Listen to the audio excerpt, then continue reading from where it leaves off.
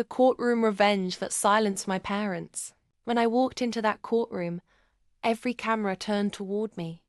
Reporters whispered, "That's the girl who inherited the billionaire's fortune." I didn't flinch. I'd spent my entire childhood being tossed from one foster home to another after my parents decided I wasn't worth raising.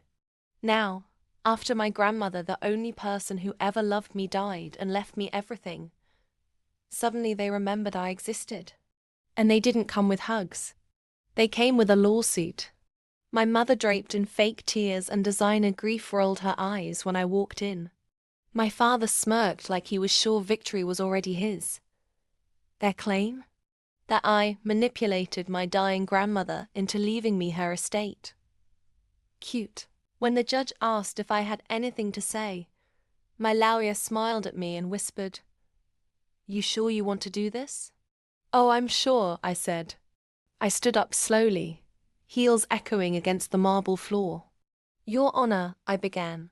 "Before I defend myself, I'd like to play a video one my grandmother recorded 2 weeks before she passed." On the big screen, my grandmother appeared frail but fiery.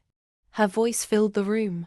"If you're watching this, it means my children are doing what I always feared, trying to take what doesn't belong to them. They abandoned my granddaughter at age 4. I begged them to take her back, but they said she was a burden. I made sure every dollar of my fortune went to her. And to my dear children, don't bother contesting it.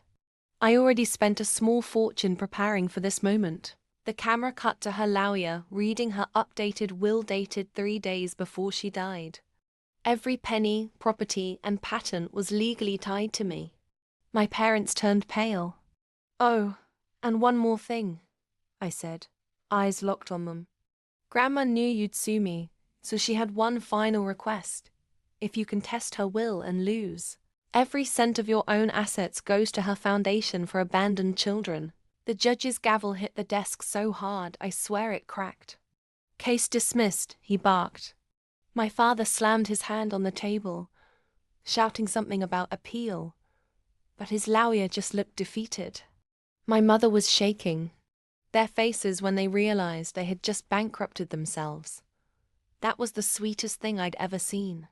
I walked past them without a word, but at the door, I paused and said quietly, "I guess now you know what it feels like to be left with nothing." Reporters swarmed me as I stepped outside. Flashes blinding, microphones everywhere. "Never underestimate the abandoned," I said. "We learn early how to survive." The clip went viral in less than an hour. My parents' empire. Gone. My grandmother's foundation. Funded for decades. And me? I didn't just win a case. I won closure. If you love stories where karma comes dressed in heels and walks straight into court, hit that subscribe button right now. Because trust me, the next revenge, it's even colder.